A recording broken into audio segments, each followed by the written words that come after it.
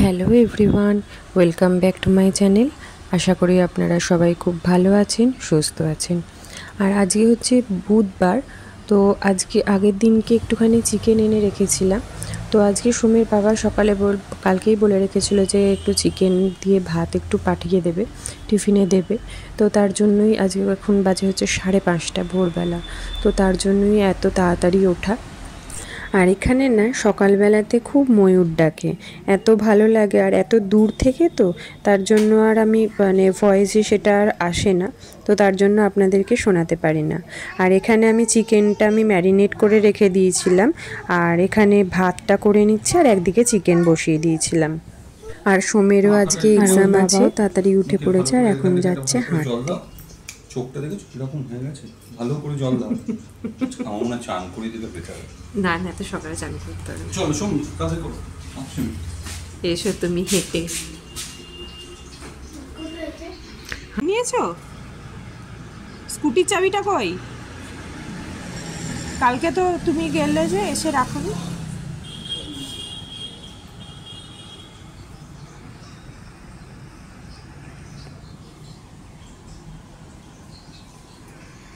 আর এখানে আমার চিকেনটা অলমোস্ট হয়ে এসছে। এটা আমি কষিয়ে নিয়ে, যেহেতু সকালবেলা তাড়াহুড়ো ছিল, আমি এটা কষিয়ে নিয়ে প্রেশারে সিটি মেরে দিয়েছি। আর আমাকেও রেডি হতে হবে, সোমকে আমি স্কুলে দিয়ে আসতে যাব। একটু তাড়াতাড়ি না উঠলে এগুলো আর হয়ে ওঠে না। আর এখানে আমি একবারেই রান্নাগুলো সব করে নিয়েছিলাম, আমাকে আবার এসে করব।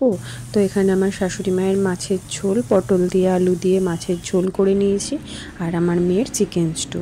এবার চলুন সোমকে দিয়ে আসতে যাই। আজকে আমরা তো একসাথে 3জন নেমেছি, একসাথে রেডি হয়ে গেছি। আর এখানে আমার কিছু গ্রসারির জিনিসও চলে এসছে, আমি ব্লিঙ্কিটেই অর্ডার করেছিলাম, তো দিয়ে গেল এইমাত্র। যেগুলো নিত্য প্রয়োজনীয় জিনিস, আমি আর কিছু আলাদা করে দেখালাম না, তো সেগুলোই আর কি, আটা, ময়দা, এইসব চিনি টিনি এইসব আর কি অর্ডার করে নিয়েছিলাম। আর এখানে চানাচুরটা আমি ঠিক মনের মতন পাই না, মিক্সচার যেটা এখানে কলকাতার মতন আমি পাই না। আর এখানে কিছু আমি তার সাথে একটু শসা, একটু গাজরও নিয়ে নিয়েছিলাম। আর এই বড় বিস্কুটটা দোকানে পাই না। আর এখানে আমি মোগলাই বানিয়েছিলাম, তো সেই রেসিপিটা ভাবলাম আপনাদের সাথে শেয়ার করি। আর এখানে আলুর তরকারিটা করার জন্য এখানে আলুটা আমি সেদ্ধ করে কেটে নিয়েছি। এরপর একটু সর্ষের তেল দিলাম কড়াতে, একটু জিরে ফোড়ন দিলাম, এরপর দিয়ে দেবো হচ্ছে কাঁচা লঙ্কা। কাঁচা লঙ্কাটা ভালো করে ভাজা হয়ে গেলে এরপর এর মধ্যে দিয়ে দেবো পেঁয়াজ বাটা।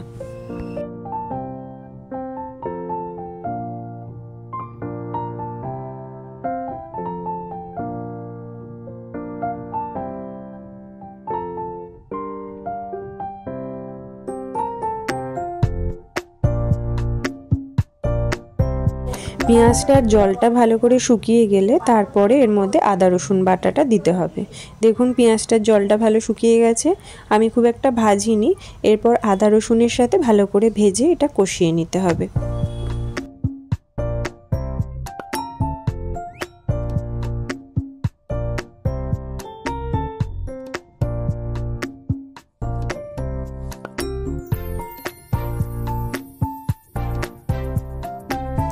এরপর এর মধ্যে একে একে কাশ্মীরি রেড চিলি পাউডার দিলাম, হলুদ গুঁড়ো দিলাম, আর ধনে গুঁড়ো দিয়ে ভালো করে কষিয়ে নিতে হবে। চাইলে আপনারা এখানে ঝাল লঙ্কার গুঁড়ো ইউজ করতে পারেন।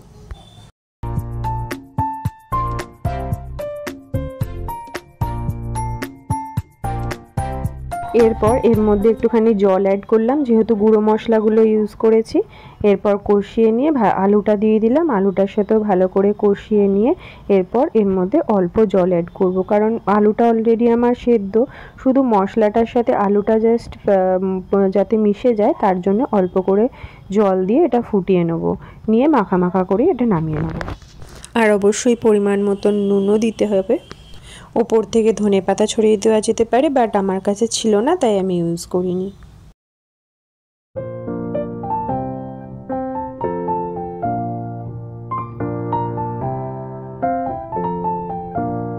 আর এখানে আমি পুরের জন্য খানিকটা বাদাম এখানে ভেজে নিয়েছি কাঠখোলায়। এইবার আমি ডিমের সাথে যে পুরটা আমি অ্যাড করব সেটা বানিয়ে নিচ্ছি। আর এখানে কড়াতে সাদা তেল দিয়ে দিলাম, দিয়ে খানিকটা পেঁয়াজ বাটা ইউজ করছি। আর এটাতে না মোগলাইতে পেঁয়াজটা বেশি ইউজ হচ্ছে। আর এখানে আমি পেঁয়াজটা দিয়ে দেওয়ার পরেই আদা রসুন বাটাটাও দিয়ে দিলাম, দিয়ে ভালো করে এটা কষিয়ে নেব। নিয়ে এর মধ্যে কাশ্মীরি রেড চিলি পাউডার আর একটু হলুদ গুঁড়ো দিয়ে দেবো। ব্যাস, আর কিছু এর মধ্যে দেওয়া নেই। আর যে বাদামটা ভেজে রেখেছিলাম সেই বাদামটা একটু ক্রাশ করে নেব, মিক্সিতে ক্রাশ করে নিয়ে ওটা আমি অ্যাড করে দেবো। দিয়ে এটাকে ভালো করে কষিয়ে নিতে হবে। এইটার মধ্যে কোনো আর জল ইউজ করব না। এবার এর মধ্যে ব্রেড ক্রাম্বসটা দিয়ে দিচ্ছি, দিয়ে ভালো করে এটা ভেজে নেব। ভেজে একদম ঝুরঝুরে মতন একটা পুর রেডি করে নেব। আর অবশ্যই নুনও অ্যাড করে দিতে হবে পরিমাণ মতন।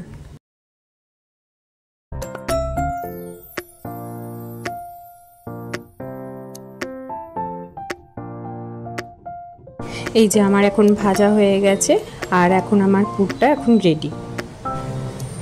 এবার আমি এই পুরটা কিভাবে ইউজ করব, একটা ডিম নিয়েছি, এখানে 2টো ডিমও নেওয়া যেতে পারে, পেঁয়াজ কুচি, আর ওই যে পুরটা বানালাম সেইটা 2 থেকে 3 চামচ আমি দিয়েছি। পরিমাণ মতন ওটা কম বেশি বাড়িয়ে নেওয়া, মানে আর বাড়ানো যাবে না, এরকমই একটা গ্রেভির মতনই রাখতে হবে। আর এটা আমি পাতলা করে, খুবই পাতলা করে ময়দাটা মেখে নিয়েছি। ময়দাটা বেলা আমি আর দেখাইনি, ময়ম দিয়ে নর্মালি নুন আর চিনি দিয়ে আমি মেখে নিয়েছিলাম। আর এটা 2 সাইডটা এরকম ফোল্ড করে ভালো করে মুড়ে নিলাম। এরপর এই মাঝখানটাতে এই যে যেটা আমি বানালাম ডিমের যে ব্যাটারটা, এইটা আমি ঢেলে দেবো। দিয়ে এটাকে এরমভাবে শেপ দিয়ে একটা মোগলাইয়ের এটা সিল করে দিচ্ছি। ভালো করে এটা আটকে দিতে হবে, নাহলে এটা বেরিয়ে যাবার চান্স থাকবে।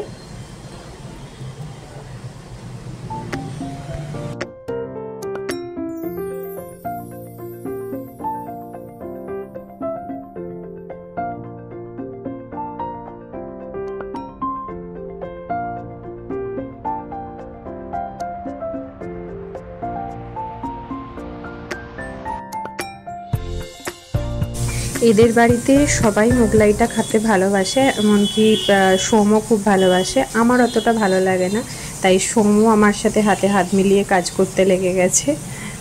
আর এরপর আমি একটা ফ্রাইং প্যান নিয়েছি, একটু তেল নিয়ে নিয়েছি, একটু বেশি করেই তেল নিয়েছি। আর এই মোগলাইটা যে দিকটা মোড়া দিকটা সেটা আগে দিয়েছিলাম, তারপরে এরকম গোল্ডেন করে ভেজে নিয়েছি। তো ব্যাস রেডি আমার মোগলাই। আর খেতেও কিন্তু দোকানের থেকে অনেক ভালো হয়েছিল, তরকারি ছাড়াই খাওয়া হয়ে যাচ্ছিল। তো চলুন তাহলে আজকের ভিডিওটা এখানেই শেষ করছি। আবার দেখা হবে নেক্সট ভিডিওতে। ততদিনে আপনারা সবাই ভালো থাকবেন, সুস্থ থাকবেন। বাই। সোম খাচ্ছে, সোম বল কেমন হয়েছে, কেমন লাগছে? দারুণ হয়েছে, আমার দারুণ লাগে, সত্যি খুব ভালো, খুব ভালো। এই নিয়ে আমি সেকেন্ড টাইম বানালাম। এর আগে তোমার সেই বানিয়েছিলাম এতে উড়িষ্যাতে যখন ছিলে তখন বানিয়েছিলাম। খুব ভালো।